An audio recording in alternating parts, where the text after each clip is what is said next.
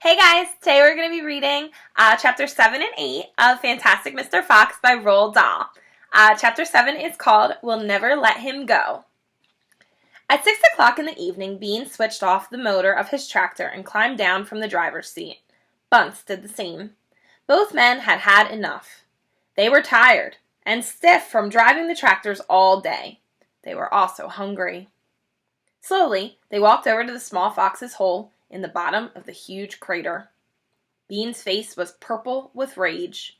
Bunce was cursing the fox with dirty words that cannot be printed. Boggis came waddling up.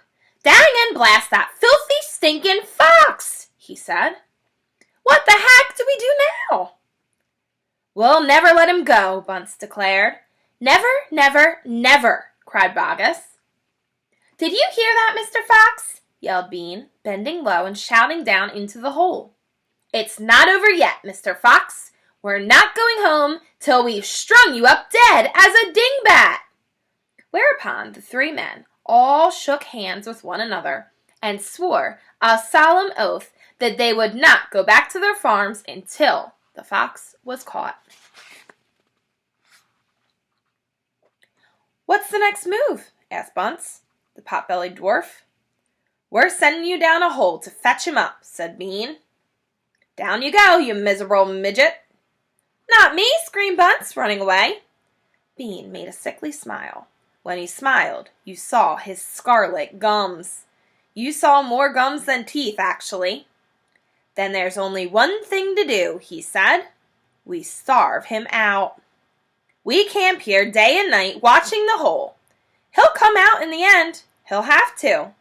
So Boggis and Bunce and Bean sent messages down to their farms asking for tents, sleeping bags, and supper. Here they are making up their terrible plan. Chapter 8. The Foxes Begin to Starve.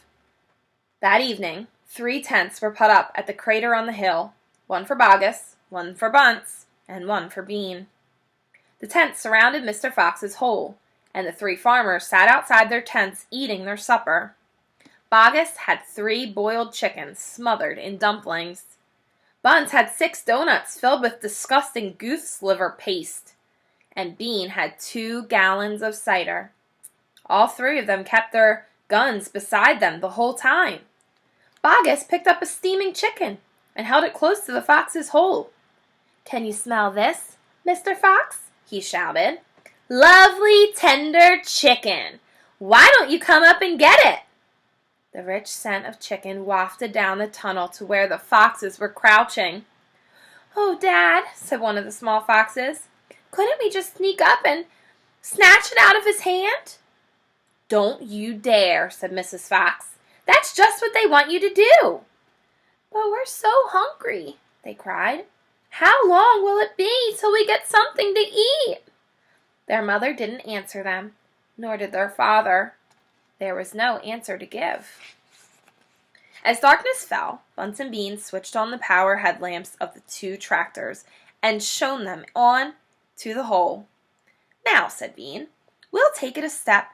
We'll take turns to keep watch. 1 watches while 2 sleep, and so on all through the night." Boggis said, "What if the fox digs a hole right through the hill and comes out the other side? You didn't think of that one, did ya?" "Of course I did," said Bean, pretending he had. "Go on then, tell us the answer," said Boggis. Bean picked something small and black out of his ear and flicked it away. "How many men have you got working on your farm?" he asked. 35, Boggis said.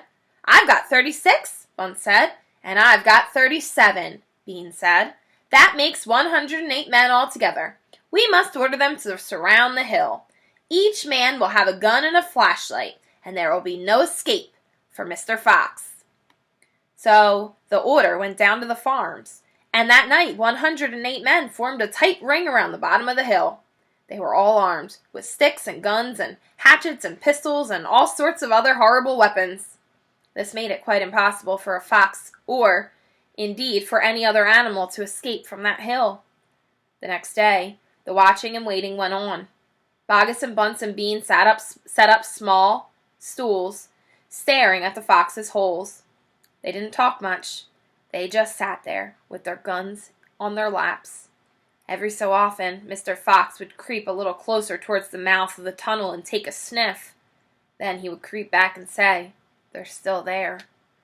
"Are you quite sure?" Mrs. Fox would ask. "I'm positive," said Mr. Fox. "I could smell that man Bean a mile away. He stinks." All right, that's all for today. Bye.